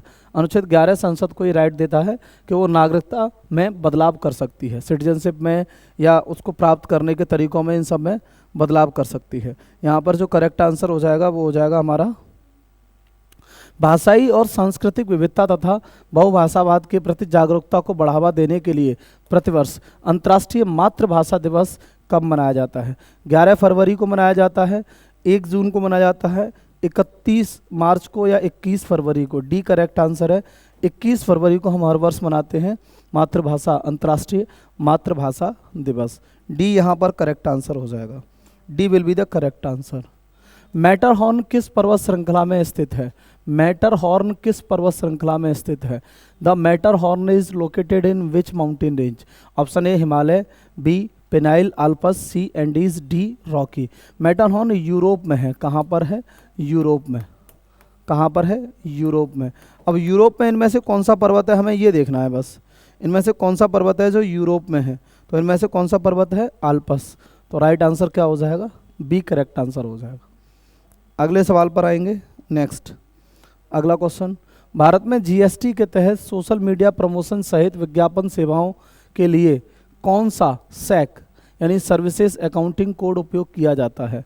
997221, 998511, 996311, 998761, ये पूछा जा रहा है हमसे। तो जो जीएसटी है हमारे देश में, भारत में जीएसटी कब लागू किया गया था?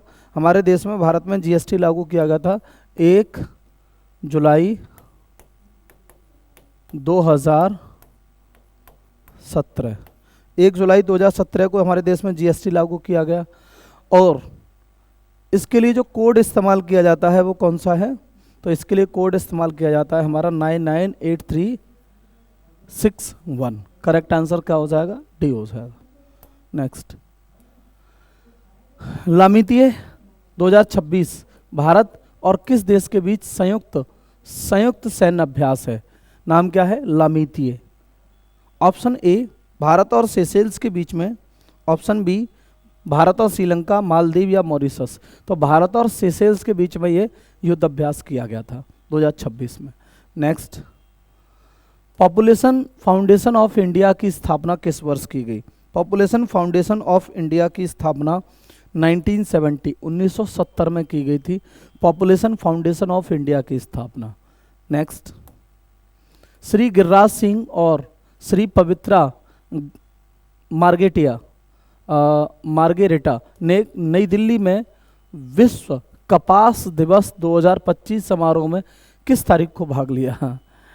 तो ऐसे सवाल होते हैं कई बार, जो अब कौन किस तारीख को किस चीज़ में कब भाग ले रहा है, इस तरह के सवाल भी आपसे आ जाते हैं। हालांकि करंट अफेयर्स है, लेकिन अब आप सोचिए कि किस तरह के सवाल हमसे आ जाते हैं।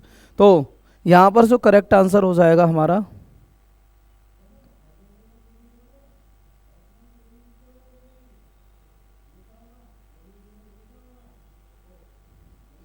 वो हो जाएगा 7 अक्टूबर 2025। थोड़ा पुराना करंट अफेयर आ गया, 7 अक्टूबर 2025।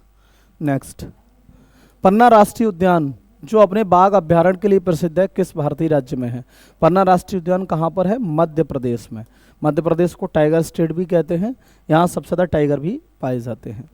अगला सवाल, कौन सी पहल उत्तर प्रदेश के 2441 सरकारी माध्यमिक विद्यालयों को आधुनिक बुनियादी ढांचे के साथ बदलने का लक्ष्य रखती है? स्मार्ट उत्तर प्रदेश स्कूल, सभी के लिए शिक्षा, प्रोजेक्ट प्रगति और प्रोजेक्ट अलंकार। तो यहाँ पर जो करेक्ट आंसर हो जाएगा हमारा, वो हो जाएगा project Alankar. D is the correct answer. Project Alankar, D is the correct answer. D correct answer यहाँ हो जाएगा। अगला, भारतीय संविधान में राष्ट्रपति, राज्यपाल, न्यायाधीशों आदि के वेतन किस अनुसूची में उल्लिखित है? तो कौन सी अनुसूची है जिसमें वेतन है? याद रखिएगा, वो अनुसूची हो जाएगी हमारी तीसरी अनुसूची में है वेतन। देखिए, जो दूसरी अनुसूची है, एक मिनट, वेतन दूसरी अनुसूची में, जो दूसरी अनुसूची है इसमें तो वेतन है, सैलरी, और जो तीसरी अनुसूची है इसमें शपथ, इन सब की शपथ प्रक्रिया का वर्णन है, मतलब प्रमुख अधिकारियों की शपथ प्रक्रिया का वर्णन है। नेक्स्ट, किस संगठन को गवर्नेंस नाउ का 112वां PSU राष्ट्रीय पुरस्कार नवाचार के उत्कृष्टता श्रेणी में प्राप्त हुआ है? ये भी हमारा करंट अफेयर्स का सवाल है, और ये जो संगठन है हमारा वो है KSRTC। नेक्स्ट, पाकिस्तान निम्नलिखित में से किस भारतीय राज्य के साथ अपनी सीमा साझा करता है? पाकिस्तान पश्चिम बंगाल के साथ नहीं करता, त्रिपुरा के साथ नहीं करता, असम, गुजरात के साथ करता है, राजस्थान के साथ करता है, पंजाब के साथ करता है। तो यहाँ करेक्ट आंसर डी गुजरात हो जाएगा। INSV कौंडिन्य ने अपनी पहली विदेशी यात्रा किस देश में पूरी की? INSV कौंडिन्य ने अपनी पहली विदेश यात्रा किस देश में पूरी की? संयुक्त अरब अमीरात, ओमान, संयुक्त अरब अमीरात, ओमान, इंडोनेशिया या श्रीलंका। ये एक्चुअल में है क्या? तो ये है हमारा एक तरह से एक, हम कह सकते हैं कि जलपोत है। क्या है ये? एक तरह से एक जलपोत है, और इसने अपनी पहली यात्रा ओमान में तय करी है। ओमान के लिए गया है अपनी पहली यात्रा पर। करेक्ट आंसर बी हो जाएगा। नेक्स्ट, निम्नलिखित में से किस राजनेता ने प्रिजन डायरी लिखी जो भारत में आपातकाल के दौरान दौर पर आधारित एक रचना है। तो भारत में आपातकाल इमरजेंसी किसने लगाई? तो इंदिरा गांधी के द्वारा लगाई गई थी। हालांकि लगी तो कई बार है, लेकिन ऐसी इमरजेंसी जिसे थोड़ा लोग डिस्क्राइब करते हैं वो इंदिरा गांधी के द्वारा लगाई गई थी। और प्रेजेंट डायरी जो लिखी गई है वो जयप्रकाश नारायण जी की एक रचना है। करेक्ट आंसर बी हो जाएगा यहाँ पर। नेक्स्ट अगला, घरेलू विनिर्माण को बढ़ावा देने के लिए बनाई गई भारत की उत्पादन संबंधी प्रोत्साहन योजना को कितने राजनीतिक क्षेत्रों को शामिल करने के लिए शुरू किया गया है? तो कितने राजनीतिक क्षेत्रों को शामिल करने के लिए घरेलू विनिर्माण को बढ़ावा देने के लिए भारत की उत्पादन संबंधी प्रोत्साहन योजना बनाई गई थी? यहाँ पर जो करेक्ट आंसर हो जाएगा वो हो जाएगा 14 क्षेत्रों को बढ़ावा देने के लिए। नेक्स्ट, निम्नलिखित में से किस देश का राजधानी शहर रोम है? तो रोम कहाँ की राजधानी है? इटली की राजधानी है। नेक्स्ट, वाणिज्य में FIEO का पूर्ण रूप क्या है? FIEO का पूर्ण रूप हमसे पूछा जा रहा है। Option A Federation of Indian Export Organisation, Federation of Indian Export पहला ही सही है, A is the correct answer. तो प्यारे साथियों, यहाँ GS सेक्शन का सॉल्यूशन होता है कंप्लीट। जय हिंद। जय हिंद प्यारे बच्चों, आइए स्वागत है आप सभी का। आपके आज हम बेटा करने वाले हैं यूपी पुलिस कांस्टेबल 10 जून सेकंड शिफ्ट का पेपर बेटा एनालिसिस। तो चलिए बेटा शुरू करते हैं। तो सबसे पहले बेटा गद्यांश हमसे पूछा गया है, तो फिर छोटा गद्यांश है, इसमें अब बेटा क्या करें, हम प्रश्न पढ़ लें पहले। गद्यांश के अनुसार तकनीकी के अत्यधिक उपयोग का क्या प्रभाव पड़ता है? गद्यांश के अनुसार तकनीकी ने हमारे जीवन को कैसा बनाया है? और गद्यांश के अनुसार लोग जानकारी कैसे प्राप्त करते हैं? तो 3 प्रश्न बेटा हमारे। तो देखिए, आज के समय में तकनीक ने हमारे जीवन को अत्यंत सरल बना दिया है। मोबाइल फ़ोन, इंटरनेट और कंप्यूटर के माध्यम से हम कुछ ही मिनटों में दुनिया के किसी भी कोने से जानकारी प्राप्त कर सकते हैं। हालांकि तकनीकी के अत्यधिक उपयोग से लोगों में सामाजिक दूरी बढ़ रही है और वे आमने सामने संवाद कम करने लगे हैं। तो सामाजिक दूरी बढ़ रही है, तो देखो पहले हो गया। गद्यांश के अनुसार तकनीकी के अत्यधिक उपयोग का क्या प्रभाव पड़ा है? तो बेटा जो ये प्रभाव पड़ा है वो प्रभाव हमारा क्या पड़ा है कि सामाजिक दूरी, क्या प्रभाव पड़ा बेटा? सामाजिक दूरी बढ़ी है। सामाजिक दूरी हमारी यहाँ पे बेटा बढ़ गई है। और इसके बाद गद्यांश के अनुसार तकनीकी हमारे जीवन को कैसा बनाती है? कैसा बनाती है बेटा? हमसे तकनीक के बारे में तो कैसा बनाएगी? यहाँ पर सरल बना रही है। कैसा बना रही है बेटा? यहाँ पर हमारी सरल बना रही है। और इसके बाद गद्यांश के अनुसार लोग जानकारी कैसे प्राप्त करते हैं? तो किसके माध्यम से? मोबाइल फ़ोन, इंटरनेट और कंप्यूटर के माध्यम से जानकारी यहाँ पे प्राप्त बेटा कर लेते हैं। ये हमारे गद्यांश का हो गया। इसके बाद निम्नलिखित में से कौन सा शब्द परछाई का पर्यायवाची है? तो यहाँ पे परछाई का जो पर्यायवाची है वो कौन सा होगा बेटा? साया। परछाई कौन सा हो जाएगा बेटा? यहाँ पे साया करेक्ट आंसर हमारा हो जाएगा। इसके बाद जो केवल अपने आप ही ध्यान केंद्रित रखता है, इस वाक्य के लिए उचित शब्द बताइए। जो यार क्या होता है अपने आप ही, तो आत्म माने अपने आप, और केंद्रित क्या हो गया बेटा हमारे यहाँ पर? आत्म केंद्रित। देखिए अमूल्य, बाहिर्मुखी, सौदामिनी क्या होगा बेटा? आत्म केंद्रित हो जाएगा हमारा। जो केवल अपने आप पर ही ध्यान केंद्रित करता है तो आत्म केंद्रित हमारा हो जाएगा यहाँ पर। उसके बाद यह वही फिल्म है जिसे तुम देखना चाहते थे। इस वाक्य में सर्वनाम के किस भेद का प्रयोग हुआ है? यह वही फिल्म है जिसे तुम देखना चाहते थे। कौन सा हुआ है? वही फिल्म, यानी संबंधवाचक का यहाँ पे प्रयोग होगा। वही फिल्म कौन सा हो गया बेटा? यहाँ पर संबंधवाचक। संज्ञा या सर्वनाम को क्रिया से जोड़ने वाले कारक चिन्ह कहलाते हैं। सॉरी, जोड़ने वाले, संज्ञा सर्वनाम को क्रिया जोड़ने वाले तो चिन्ह क्या कहलाते हैं बेटा? कारक कहलाते हैं। बस सीधा सीधा कॉन्सेप्ट क्या कहलाते हैं बेटा? कारक कहलाते हैं। इसके बाद संक्षिप्त रूप में दिखाने के लिए किस चिन्ह का बेटा प्रयोग किया जाता है? तो संक्षिप्त रूप में बेटा दिखाने के लिए हम किसका प्रयोग करते हैं बेटा? लाघव चिन्ह का प्रयोग करते हैं।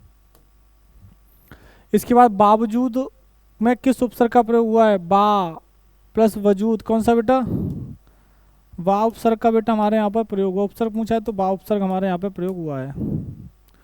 निम्नलिखित में से ये कुटुज किसके द्वारा लिखी गई? तो बेटा कुटुज जो रचना लिखी गई वो हजारी प्रसाद द्विवेदी जी के द्वारा रचना यहाँ पर लिखी गई, कुटुज। इसका बढ़ते हैं आगे।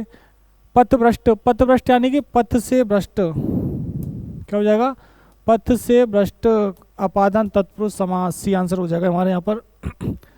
व्यर्थ में किन वर्णों की संधि हुई है, तो व्यर्थ यानी वी प्लस अर्थ बराबर ये व्यर्थ, तो हमारे यहाँ पर कौन सा हो गया, तो सर हमारे यहाँ पर होगा ई प्लस आ बराबर इट्टा, यह व्यर्थ हमारा हो गया। सन 1978 में कितनी नाव में कितनी बार शीर्षक कविता संग्रह पर भारतीय ज्ञानपीठ का सर्वोच्च पुरस्कार किसे मिला, तो बेटा ये मिला आज्ञे जी को। 78 में किसे मिला था, कितनी नाव में कितनी बार, आज्ञे जी को मिला था हमारे यहाँ पर ज्ञानपीठ पुरस्कार। इसके बाद बढ़ते हैं बेटा आगे। निम्न में से कौन सा शब्द विशेषण नहीं है, विशेषण नहीं है, तो तरंग, ज्यादा, चतुर, मेहनती, तो बेटा तरंग नहीं है, ये संज्ञा है हमारा, तरंग यहाँ पर विशेषण हमारा नहीं है। इसके बाद गीतांजलि, गीतांजलि रचनाकार कौन है बेटा, रविंद्रनाथ टैगोर। गीतांजलि रचना किसकी है, रचना हमारे रविंद्रनाथ टैगोर जी की रचना है गीतांजलि, ध्यान रखना इस बात को, रविंद्रनाथ टैगोर जी की रचना है बेटा गीतांजलि। इसके बाद निम्नलिखित में से आग शब्द का बहुवचन क्या होगा, बेटा आग का जो बहुवचन होगा बेटा वो आग ही होगा। अरे आग क्या है, आग का बहुवचन बेटा आग ही होगा। निम्नलिखित में बीजक, बीजक किसकी, कबीरदास जी की रचना है बेटा बीजक, बीजक किसकी रचना, कबीरदास जी की यहाँ पे हमारी रचना है। जो मोक्ष को चाहता हो, कौन जो मोक्ष को चाहेगा वो कौन होगा बेटा, वो मुमुक्ष होगा, जो मोक्ष को चाहेगा वो क्या कहलाएगा, उससे हम मुमुक्ष कहते हैं। निम्नलिखित में से कौन सा शब्द विशेषण नहीं है, तो हमसे विशेषण नहीं पूछा है, तो यहाँ पे हमसे पूछा है कि दृश्य, सॉरी तो दृश्य क्या है, भव्य, गर्व, सर्व, श्रव्य, भव्य, गर्व और श्रव्य, तो बेटा यहाँ पे ये क्या भाववाचक संज्ञा बेटा गर्व हमारे यहाँ पे।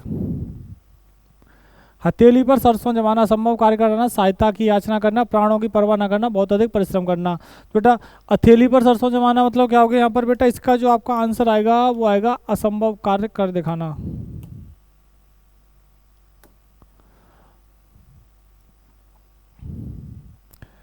निम्नलिखित में पूछा हमसे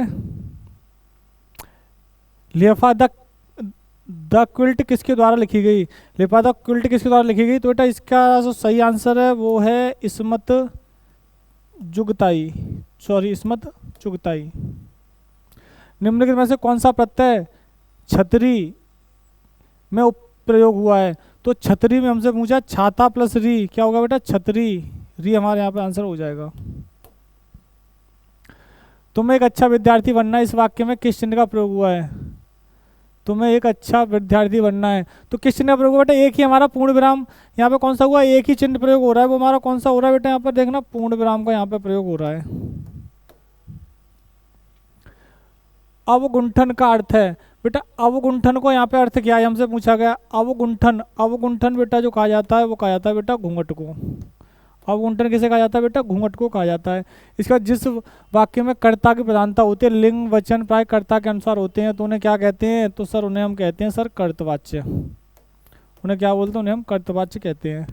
निम्नलिखित में से हिम तरंगिणी किसके द्वारा लिखी गई, तो बेटा हिम तरंगिणी लिखी गई माखनलाल चतुर्वेदी जी के द्वारा, है माखनलाल जी, जी हाँ, इस पर 1955 में हिंदी साहित्य अकादमी पुरस्कार मिल चुका है। दंग रह जाना मुहावरे का अर्थ क्या है, तो बेटा क्या बेटा आश्चर्य में पड़ जाना, दंग रह जाना यानी आश्चर्य में पड़ जाना, ये हमारे बेटा यहाँ पर मुहावरे का अर्थ है आश्चर्य में पड़ जाना। आगे बढ़ते हैं। पुस्तकालय शब्द किस समास का उदाहरण, तो पुस्तक के लिए आलय, पुस्तक के लिए आलय, तो समास कौन सा बेटा हमारे यहाँ पर तत्पुरुष समास। उसने कटोरा पर दूध पिया, इस वाक्य में अव्यय शब्द कौन सा है, तो बेटा कौन सा हो जाएगा बेटा यहाँ पर हमारा भर, भर हमारे यहाँ पे क्या होगा बेटा अव्यय शब्द हमारा यहाँ पे हो गया।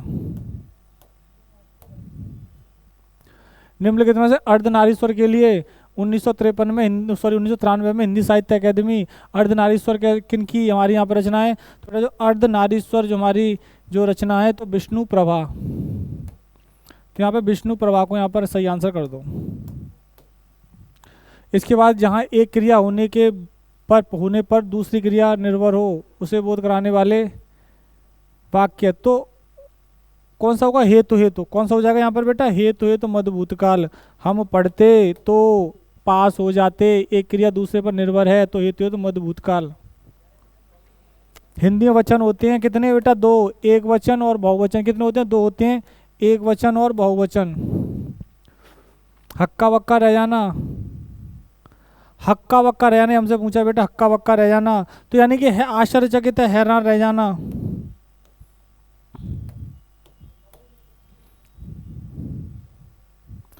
दोनों मुहावरे एक जैसे पूछ लिए। ये घृणा का क्या होता है बेटा? यहाँ पर होता है प्रेम। घृणा का क्या होता है बेटा? हमारा प्रेम होता है। जो कानून के विरुद्ध हो, तो बेटा जो कानून के विरुद्ध होगा उसे क्या कहेंगे? उसे कहेंगे बेटा अवैध। उसे क्या कहेंगे? हम उसे कह देंगे बेटा हम अवैध। अकेला चना भाड़ नहीं फोड़ सकता, लोकोक्ति का अर्थ है अकेला व्यक्ति बड़ा कार्य करना असंभव है, नहीं कर सकता। अकेला चना कभी भाड़ नहीं फोड़ सकता। और इसके बाद किसी संस्था या व्यक्ति के 50 वर्ष पूरे करने के उपलक्ष्य में होने वाला उत्सव क्या कहलाता है? तो बेटा वो 50 वर्ष क्या कहलाता है? स्वर्ण जयंती। 25 पे होती है रजत जयंती हमारी। 25 पे कितनी होती है बेटा? 25 वर्ष पर रजत जयंती, 50 पे बेटा स्वर्ण जयंती होती है। तो बेटा इसी के साथ ही हमारा बेटा सॉल्यूशन 10 तारीख का सेकंड शिफ्ट बेटा होता है समाप्त। जय हिंद, जय श्री राम, राधे राधे। नमस्कार साथियों, कटारा एकेडमी लेकर आई है आपके लिए एक हजारों सिलेक्शन देने वाला वर्दी फाउंडेशन बैच, जिसके रजिस्ट्रेशन स्टार्ट हो चुके हैं, जो कि जल्द ही स्टार्ट होने वाला है, जो कि आपके लिए यूजफुल रहेगा UP police constable and UPSI, SSC GD और दिल्ली पुलिस कांस्टेबल, जिसके लिए आप हमारे दिए गए नंबर पर कॉल कर भी जानकारी कर सकते हैं। जय हिंद।